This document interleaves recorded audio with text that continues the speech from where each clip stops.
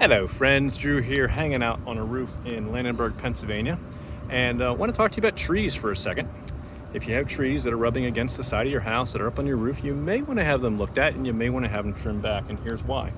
If you look down this roof line here, we have roughly 30 some shingles worth of damage from all the way up here at the top all the way down to the bottom, where the tree had rubbed away all of the shingle material that was protecting your roof from the rain getting in. And you can see down here, it's really gotten in, and it's messed up the aluminum capping on the side as well. So this homeowner had their tree cut down and removed, and now today we're going to be up here making the repairs to the roof.